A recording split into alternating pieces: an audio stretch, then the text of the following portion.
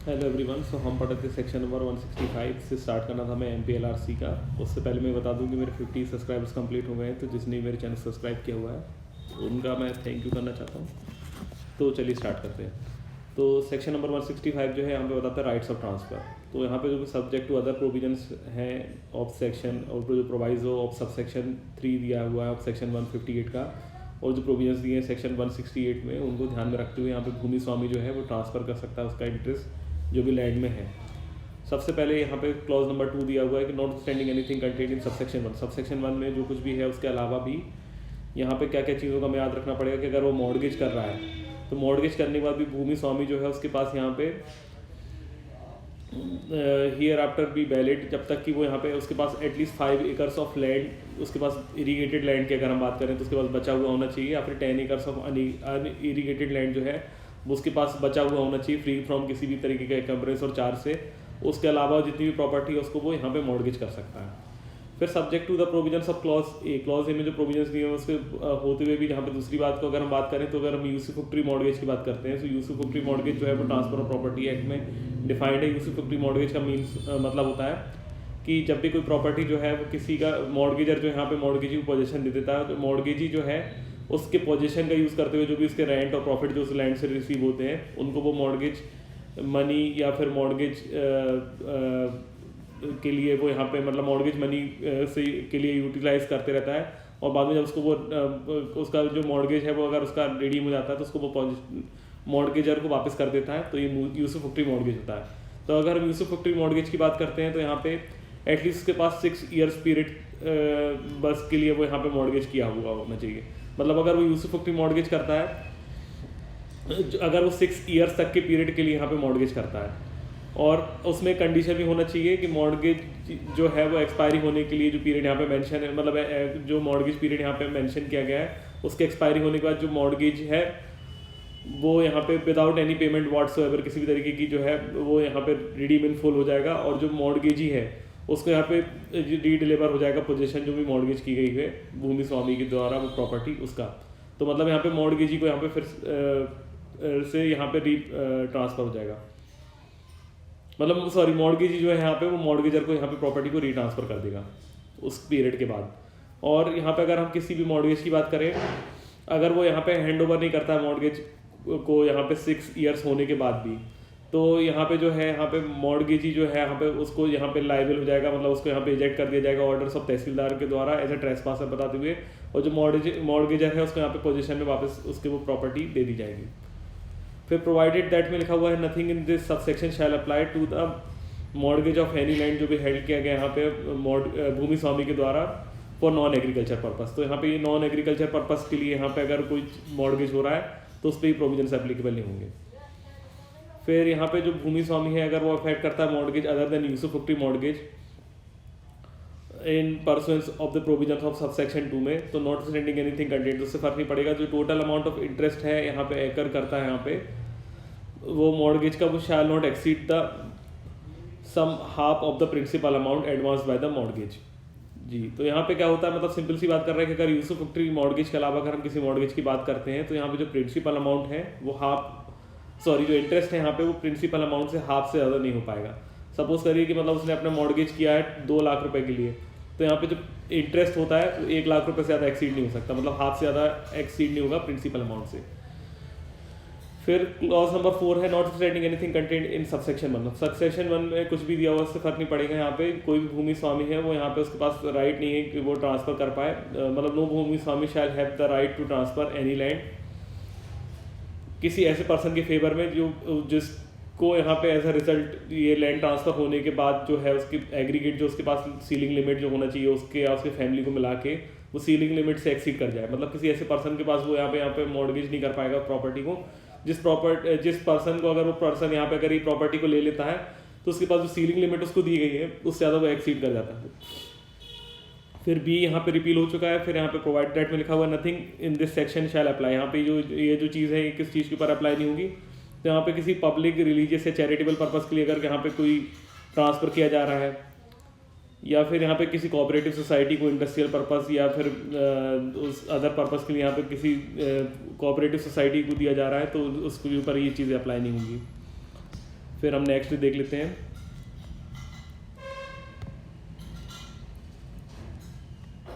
फिर नेक्स्ट है यहाँ पे कि कंडीशन, फिर उसके बाद यहाँ पे है कि किसी भी तरीके का ट्रांसफ़र जो है किसी नॉन एग्रीकल्चर पर्पज़ के लिए यूज़ किया जा रहा है, तो नॉन एग्रीकल्चर पर्पज़ के लिए अगर यहाँ पे दिया जा रहा है तो भी यहाँ पे उसके ऊपर अप्लाई नहीं होगा। फिर प्रोवाइडेड फर्दर में लिखा हुआ है कि यहाँ पे जो sub clause A and clause first of proceeding proviso में दिया हुआ है इंडस्ट्रियल पर्पज़ के लिए अगर ट्रांसफ़र किया जा रहा है, मतलब अगर clause A of clause first of proceeding proviso में अगर किसी इंडस्ट्रियल पर्पज़ के लिए ये चीज़ ट्रांसफ़र की जा रही है तो उसको डाइवर्ट किया जाएगा under section 59 prior of transfer करने के पहले उसको यहाँ पे इंडस्ट्रियल पर्पज़ के लिए यहाँ पे डाइवर्ट करना पड़ेगा। अब for the purpose of sub section यहाँ पे पर्सन फैमिली में कौन कौन लोग होना चाहिए हो सकते हैं, पर्सन की फैमिली माने जाएंगे तो पर्सन हिमसेल्फ को माना जाएगा, उसके माइनर चिल्ड्रन है, स्पाउस है और कुछ अदर पर्सन है जो भी लिविंग जॉइंटली मतलब जो उसके साथ रहते हैं, और जो पर्सन है माइनर है अगर वो और वो विद पेरेंट्स रहता है यहाँ पे लिविंग जॉइंटली विद हिम, तो उनको यहाँ पे एक तरीके से फैमिली कंसीडर किया जाएगा इस प्रोवाइजो के लिए। फिर सबसेक्शन 5 है not standing anything contrary content in any other enactment. इससे फर्क नहीं पड़ता किसी अदर इनेक्टमेंट में क्या दिया हुआ है कि यहाँ पे किसी भी तरीके का लैंड जो है वो भूमि स्वामी यहाँ पे उस लैंड यहाँ पे ट्रांसफर नहीं होगा इन एग्जीक्यूशन ऑफ किसी भी तरीके की डिक्री ऑर्डर ऑफ कोर्ट में किसी ऐसे पर्सन को who as a result of such sale shall become entitled to which together with any land, मतलब जो उसके पास अगर यहाँ पे किसी पर्सन को ऐसी तरीके का लैंड ट्रांसफ़र नहीं होगा जिसको यहाँ पे किसी भी तरीके की डिक्री या एग्जीक्यूशन ऑफ कोर्ट के कारण जो उसके पास जो लैंड है, जो उसकी फैमिली वगैरह के पास जो लैंड है उसको मिला के सीलिंग लिमिट से उसका लैंड जो है वो मतलब एक्सेस हो जाए, मतलब सीलिंग लिमिट से ज़्यादा, मतलब हर एक पर्सन के लिए यहाँ पे सीलिंग लिमिट बताई जाती है कि वो इतना लैंड एक्वायर कर सकता है। अब सपोज करिए किसी डिक्री और ऑर्डर ऑफ कोर्ट के कारण उस पर्सन के पास कुछ लैंड है जो एक्सेस में हो जाएगा जितनी सीलिंग लिमिट यहाँ पे गवर्नमेंट ने बताई हुई है, तो यहाँ पे वो ट्रांसफर नहीं होगा। फिर प्रोवाइडेड दैट में लिखा है nothing in subsection shall apply to cooperative society, तो कोऑपरेटिव सोसाइटी को यहाँ पे जो प्रोसीजर प्रिस्क्राइब्ड है इन सेक्शन 154A में अगर ट्रांसफर हो रहा है तो उसके ऊपर ये कंडीशन अप्लाई नहीं होती। फिर लिखा हुआ notwithstanding anything contained in subsection 1 the right of भूमि स्वामी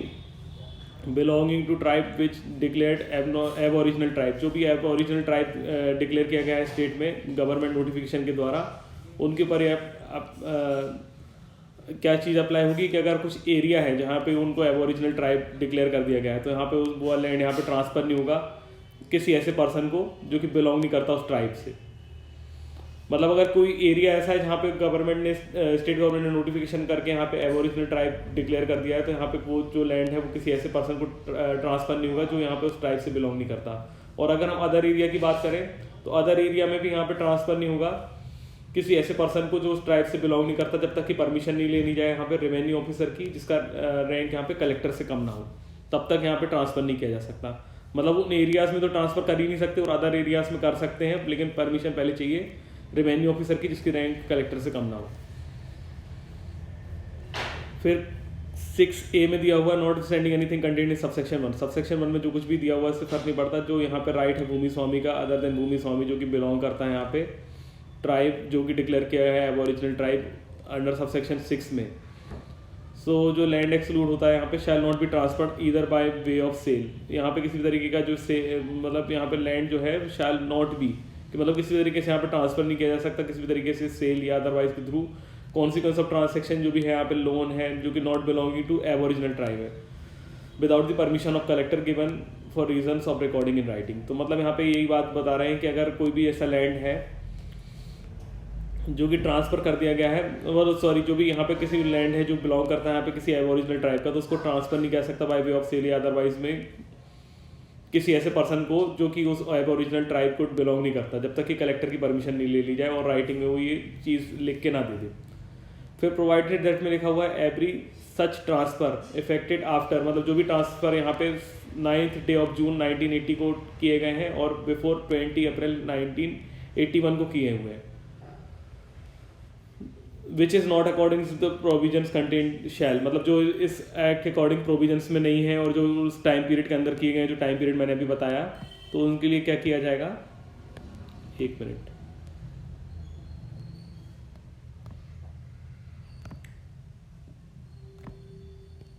तो उनको यहाँ पे क्या हुआ कलेक्टर रेक्टिफाई करेगा in accordance with the provisions here and after content, जो भी यहाँ पे प्रोविजंस बताए गए हैं उसके अकॉर्डिंग यहाँ पे कलेक्टर जो है पहले फिर उसको रेक्टिफाई करेगा। फिर not withstanding anything contained in limitation act में जो कुछ दिया हुआ है उससे फर्क नहीं पड़ता। यहाँ पे कलेक्टर जो है वो या तो खुद के मोशन पे मतलब खुद से ही या फिर कोई एप्लीकेशन यहाँ पे की गई हो उसके पास within 3 years of transaction में, तो वो यहाँ पे इंक्वायरी कर सकता है जो उसको ठीक लगता है। और after reasonable opportunity of being heard देने के बाद जो पर्सन्स को जो भी उससे अफेक्ट हैं वो यहाँ पे पास कर सकता है ऑर्डर रेक्टिफाइंग उस ट्रांसफ़र को, या फिर रिफ्यूज़ कर सकता है यहाँ पे रेक्टिफाई करने के लिए उस ट्रांसफ़र को। फिर जो कलेक्टर है यहाँ पे वो ग्रांट कर रहा है या फिर रिफ्यूज़ कर रहा है उस परमिशन को, तो वो यहाँ पे उसको करने के पहले क्या क्या चीज़ों पे ड्यू रिगार्ड देगा। सबसे पहले यहाँ पे वो देखेगा कि वेदर जो पर्सन है वो जो जिसको यहाँ पे ट्रांसफ़र किया गया है वो रेसिडेंट है शेड्यूल्ड एरियाज़ में, फिर ये पर्पस क्या है उस ट्रांसफ़र का। फिर यहाँ पे अगर वो किसी भी तरीके का प्रेजुडिस तो नहीं करता है यहाँ पे social cultural and economic interest को, और फिर जो कंसिडरेशन पेड की गई उसके द्वारा वो एडवोकेट है कि नहीं, फिर जो ट्रांसफर है यहाँ पे वो स्प्रूरियस या फिर बेनामी तो नहीं है, और फिर किसी अदर तरीके के मैटर्स, और जो डिसीजन होगा यहाँ पे कलेक्टर का वो यहाँ पे फाइनल होगा। अब जो 6D बताता है यहाँ पे कि अगर वो रिफ्यूज़ल कर देता है यहाँ पे परमिशन 6A में देने में, तो जो ट्रांसफर ही है उसको यहाँ पर मतलब जिसके पास यहाँ पे वो लैंड ट्रांसफ़र किया गया है उसको यहाँ पे वो वैकेट करना पड़ेगा और रीस्टोर करना पड़ेगा पोजीशन ओरिजिनल भूमि स्वामी को। और अगर वो किसी रीज़न के कारण यहाँ पे फेल हो जाता है और वो अनेबल टू मेक पोजीशन कर देता है यहाँ पे, तो यहाँ पे जो कलेक्टर हैं वो उस चीज़ का पोजीशन ले लेंगे और खुद से ही वो लैंड जो है यहाँ पे मैनेज करवा देंगे ऑन बिहाफ ऑफ भूमि स्वामी। मतलब भूमि स्वामी अगर किसी तरीके से अनेबल है यहाँ पे लैंड को वापस रिकवर करने में, तो कलेक्टर खुद उसका पोजीशन ले लेंगे और कलेक्टर फिर क्या करेंगे उस लैंड को खुद मैनेज करवा देंगे। और ये जो पोजीशन है अगर उसको लेने में अगर किसी तरीके का रेजिस्टेंस ऑफर किया जाता है पोजीशन को रिस्टोर करने में, अगर मतलब जो है जो ट्रांसफर ही अगर वो पोजीशन यहाँ पे नहीं देता तो कलेक्टर उसको क्या करेंगे वो रीजनेबल फोर्स यूज़ कर सकते हैं, मतलब सच फोर्स को यूज़ कर सकते हैं जो कि उनको नेसेसरी लगता है। अब नेक्स्ट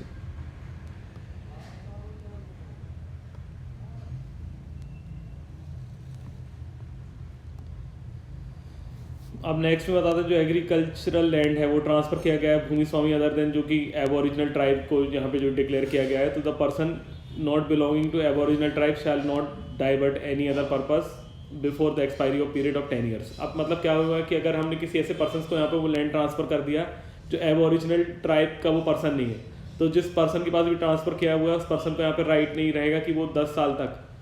जब तक कि वो जिस दिन वो डेट ऑफ इंटरेस्ट जब उसको ट्रांसफ़र किया गया उस प्रॉपर्टी में तब से 10 साल तक यहाँ पे वो डाइवर्शन नहीं करवा पाएगा उस लैंड का। फिर 6F है the provisions of subsection 6A to 6EE जो है वो यहाँ पे अफेक्ट नहीं होंगे, मतलब नहीं वो यहाँ पे अफेक्ट में रहेंगे, इससे फ़र्क नहीं पड़ता कि किसी अदर इनेक्टमेंट और किसी कोड में क्या लिखा हुआ है फॉर द टाइमिंग फोर्स में जो दिया हुआ है। फिर सबसेक्शन 7 है not standing anything contained in subsection 1। Subsection 1 में जो कुछ भी है उससे फ़र्क नहीं पड़ता एनी अदर लॉ जो टाइमिंग फोर्स में है या उससे, जब भी यहाँ पे कोई भी एरिया है जो भी लैंड कंप्राइज है होल्डिंग, और जब भी मोर देन 1 होल्डिंग है जो भी एग्रीगेट एरियाज में, और जो भी एक्सीड करता है 5 acres of land irrigated and 10 acres of unirrigated land में, तो जो भी यहाँ पे है तो उसको यहाँ पे अटैच नहीं किया जाएगा। मतलब वो यहाँ पे वो जो लैंड है जो भी यहाँ पे 5 acres ऑफ इरीगेटेड लैंड है या 10 acres of non irrigated land है, उसके मतलब उसके अलावा जो लैंड होगा वही यहाँ पे अटैचमेंट किया जाएगा। उतना जो लैंड है वो हमेशा यहाँ पे ना तो अटैच होगा किसी भी सेल और एग्जीक्यूशन ऑफ डिक्री ऑफ में, और ना ही यहाँ पे, तो यहाँ पे मतलब कि जो भी यहाँ पे लैंड है अगर वो 10 acres ऑफ अनइरीगेटेड लैंड है या 5 acres ऑफ इरीगेटेड लैंड है, उसके अलावा जो लैंड होगा वो यहाँ पे अटैच वगैरह किया जा सकता है और जो उतना तक का लैंड है वो यहाँ पे एक्सक्लूड हो जाएगा किसी तरीके का अटैचमेंट में, सेल एग्जीक्यूशन ऑफ डिक्री और ऑर्डर में। फिर no land comprised in holding of Bhumi Swami belonging to such has been declared as aboriginal tribe shall be liable to be attached or sold in execution of decree or order। तो कोई भी तरीके का अगर land है जो यहाँ पे किसी एबोरिजिनल ट्राइब का है तो उसको यहाँ पे सोल्ड नहीं किया जाएगा और सोल्ड नहीं किया जाएगा किसी भी एग्जीक्यूशन ऑफ डिक्री और ऑर्डर में। फिर यहाँ पे उसका रिसीवर भी अपॉइंट नहीं किया जाएगा मैनेज करने के लिए सेक्शन 51 ऑफ CPC में। और जो यहाँ पे प्रोविंशियल इंसॉल्वेंसी एक्ट 1920 में है, उनके लिए यहाँ पे किसी भी तरीके का रिसीवर वगैरह अपॉइंट नहीं करेंगे जो क्लॉज जो कि यहाँ पे कॉन्ट्ररी रहे provision of clause A and B में। फिर provided things in subsection where the charge has been created on land by mortgage. तो ये जो है यहाँ पे वो अप्लाई नहीं होता कि कोई भी चार्ज अगर मॉर्गेज के थ्रू क्रिएट किया आ रहा है, मतलब मॉर्गेज पे ये चीज़ें अप्लाई नहीं होती, बाकी सारी चीज़ें जो है वो उनके ऊपर अप्लाई हो जाएगी। फिर 7 में लिखा हुआ notwithstanding anything contained in subsection 1। Subsection 1 में जो कुछ भी है उससे फर्क नहीं पड़ता। यहाँ पे कोई भी भूमि स्वामी जो है स्पेसिफाइड किया गया है सेक्शन 33 ऑफ मध्य प्रदेश भूदान योजना अधिनियम 1968 का, वो यहाँ पे अफेक्ट करेगा राइट टू ट्रांसफर का, मतलब किसी तरीके के राइट को अफेक्ट नहीं करेगा without the permission of collector. तो यहाँ पे कोई भी जो है वो यहाँ पे इस एक्ट में भी किसी भी तरीके का ट्रांसफर नहीं कर पाएगा जब तक कि यहाँ पे परमिशन कलेक्टर की नहीं मिल जाती। मतलब अगर कोई इस एक्ट को भी, मतलब कोई अगर ट्रांसफर कर भी रहा है जो यहाँ सेक्शन 33 ऑफ मध्य प्रदेश भूदान योजना अधिनियम में है, तो उसको ट्रांसफर करने के लिए भी यहाँ पे परमिशन लेना पड़ेगी कलेक्टर की। फिर लिखा not standing anything contained in subsection 1। Subsection 1 में जो कुछ भी लिखा उससे फर्क नहीं पड़ता। जो भी पर्सन है यहाँ पे होल्ड करता है लैंड फ्रॉम स्टेट गवर्नमेंट, अब उसने अगर स्टेट गवर्नमेंट से कोई भी लैंड ले रखा है या फिर ऑक्यूपाई किया उसने स्टेट गवर्नमेंट से अगर उसने कोई भी लैंड लेके रखा हुआ है, स्टेट गवर्नमेंट से उसने ऑक्यूपाई किया है या फिर कलेक्टर से उसने ऑक्यूपाई किया, और अगर वो सब्सिक्वेंटली यहाँ पे भूमि स्वामी बन जाता है उस लैंड का, तो वो यहाँ पे ट्रांसफर नहीं कर सकता उस लैंड को without the permission of revenue officer, जिसकी रैंक यहाँ पे कलेक्टर से कम ना हो। मतलब अगर वो किसी लैंड का ओनर बाद में बन गया, जो लैंड उसने गवर्नमेंट या कलेक्टर से लिया था, तो उस लैंड को वो ट्रांसफर नहीं कर पाएगा जब तक कि वो यहाँ पे रेवेन्यू ऑफिसर जिसकी रैंक कलेक्टर से कम ना हो उसकी परमिशन ले ले। फिर nothing in this section shall prevent भूमि स्वामी। अब भूमि स्वामी को ये सेक्शन लेकिन प्रिवेंट नहीं करते कि अगर उसने यहाँ पे किसी भी तरीके की राइट टू रिकवरी और किसी एडवांस के लिए यहाँ पे जो है under land improvement loans act 1883 में अगर उसने यहाँ पर एग्रीकल्चर लोन्स एक्ट 1884 में अगर वो ट्रांसफर कर रहा है तो ये ट्रांसफर वैलिड होंगे। मतलब इन एक्ट के ऊपर वो रोक नहीं लगाता, अगर इन एक्ट के अंदर वो किसी भी तरीके का ट्रांसफर कर रहा है तो सही होगा।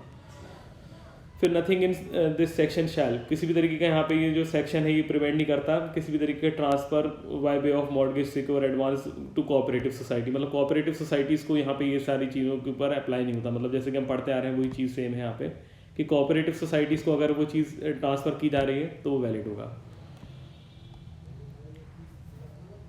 और फिर किसी भी तरीके का राइट को अफेक्ट नहीं करेगा किसी भी सोसाइटी को सिक्योर करने के लिए, रिकवरी करने के लिए किसी भी एडवांस जो भी उसको किया गया है in accordance with the provision section 154A में जो दिया हुआ है, तो उनके ऊपर ये चीज़ें अप्लाई नहीं होती। फिर 9A बताता है nothing in this section shall prevent भूमि स्वामी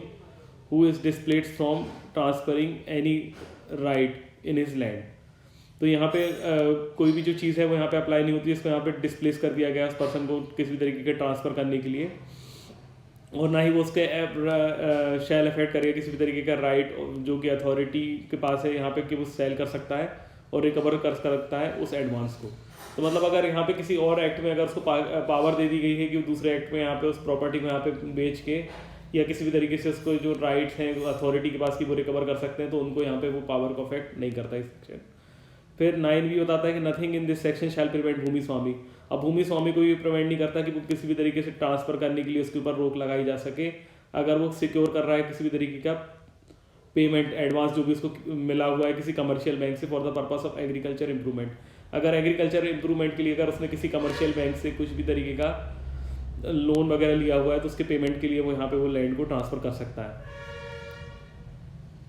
तो उस कमर्शियल बैंक के पास भी यहाँ पे राइट होगा, उस कमर्शियल बैंक के राइट को अफेक्ट नहीं करेगा कि वो यहाँ पे सेल ना कर पाए, रिकवरी ना कर पाए उस एडवांसेस की जो उस बैंक ने उसको दिए हुए हैं।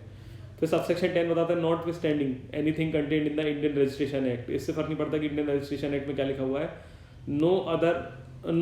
ऑफिसर जो भी एम्पावर्ड है यहाँ पे रजिस्टर करने के लिए डॉक्यूमेंट, वो यहाँ पे किसी भी तरीके का ऐसा रजिस्ट्रेशन एडमिट नहीं करेगा डॉक्यूमेंट का जो कॉन्ट्रीवेन करता है प्रोविजंस ऑफ दिस एक्ट। मतलब यहाँ पे कोई भी जो ऑफिसर है जिसको एम्पावर किया हुआ है किसी भी तरीके का डॉक्यूमेंट रजिस्टर करने के लिए, वो यहाँ पे किसी भी एक्ट के प्रोविजन को यहाँ पे कॉन्ट्रीवेन नहीं कर सकता। फिर सेक्शन 11 बताते हैं यहाँ पे ये जो सेक्शन है nothing in this section shall apply to, मतलब यहाँ पे किसी भी तरीके का जो सेक्शन है वो यहाँ पे किसी भी तरीके का इनवैलिडेट नहीं करेगा ट्रांसफ़र को जो भी यहाँ पे वैलिडली किया गया था, या फिर वैलिडेट नहीं करेगा किसी ट्रांसफ़र को जो इनवैलिडली किया गया था इस एक्ट के आ जाने के बाद। फिर लास्ट है सेक्शन 166 जो हम इस वीडियो में कवर करने वाले हैं। सेक्शन 166 बताता है forfeiture in case of certain transfers. तो अब यहाँ पे अगर किसी भी तरीके का ट्रांसफर ऑफ लैंड किया गया है यहाँ पे प्रोविजंस कॉन्ट्रीब्यूट करके, जो कि clause A of sub section 4 of section 165 में जो हमने दिए हुए हैं, जो हमें पढ़ते हुए आए हैं, तो जो भी लैंड है यहाँ पे in excess to the prescribe ceiling limits हो गया है जो ट्रांसफ़र। मतलब क्या हुआ कि अगर किसी ने यहाँ पे कॉन्ट्रीब्यूट करके यहाँ पे सेक्शन 165 के सब सेक्शन 4 के क्लॉज ए को यहाँ पे कॉन्ट्रीब्यूट करके अगर किसी पर्सन के पास लैंड ऐसा ट्रांसफ़र हो गया है जो कि उसकी एक्सेस हो गया है सीलिंग लिमिट जो भी प्रिस्क्राइब की गई हुई है, तो जो ट्रांसफरी है यहाँ पे वो यहाँ पे सिलेक्शन करेगा प्रिस्क्राइब लिमिट के बाद डिमार्केशन बताएगा कि कौन सा लैंड, मतलब उसके पास एक तरीके से चूज़ करने की पावर होगी कि कौन सा लैंड वो अपने पास रखना चाहता है सीलिंग लिमिट्स में, और कौन सा लैंड जो सीलिंग लिमिट से एक्सेस है उसको यहाँ पे वो छोड़ना चाहता है। और उसके बाद फिर वो यहाँ पे डिमार्केट करके यहाँ पे सब डिविजनल ऑफिसर को यहाँ पे ट्रांसफ़र कर देगा इन अकॉर्डेंस विद जो भी रूल्स यहाँ पे मेड किए गए हैं, और ट्रांसफ़र और जो भी लैंड होगा फिर यहाँ पे स्टेट गवर्नमेंट को फॉरफिट कर दिया जाएगा। फिर प्रोवाइड दैट में लिखा हुआ है the transfer fails to make selection, अगर वो यहाँ पे सिलेक्शन करने में फेल हो जाता है तो यहाँ पे जो सिलेक्शन जो है वो भी यहाँ पे सब डिविजनल ऑफिसर कर देंगे। मतलब वो जो नहीं बता पा रहा कि उसको कौन सा लैंड जो है वो अपने पास रखना है और कौन सा लैंड गवर्नमेंट को उसको वापस करना है, तो यहाँ पे अगर वो ये सिलेक्शन नहीं करता तो ये सिलेक्शन भी सब डिविजनल ऑफिसर कर देगा। फिर जो सब डिविजनल ऑफिसर है यहाँ पे जो भी केसेस रेफर किए गए सब सेक्शन 1 और सब सेक्शन 2 में, उसके बाद यहाँ पे जो लैंड रेवेन्यू है उसको फिक्स कर देगा प्रिस्क्राइब मैनर में, जो भी लैंड जो है ट्रांसफरी के पास बचा हुआ है, मतलब ट्रांसफरी के पास जितना एक्सेस हो गया था सीलिंग लिमिट से उसके पास लैंड वो उसको यहाँ पे उसने वापस कर दिया। अब जो उसकी सीलिंग लिमिट्स में उसके पास जो लैंड बचा हुआ है उसको सब डिविजनल ऑफिसर उस लैंड के लिए प्रिस्क्राइब मैनर में लैंड रेवेन्यू को डिफाइन कर देगा। सो इस वीडियो में इतना ही, फिर नेक्स्ट वीडियो में हम कवर करते आएंगे।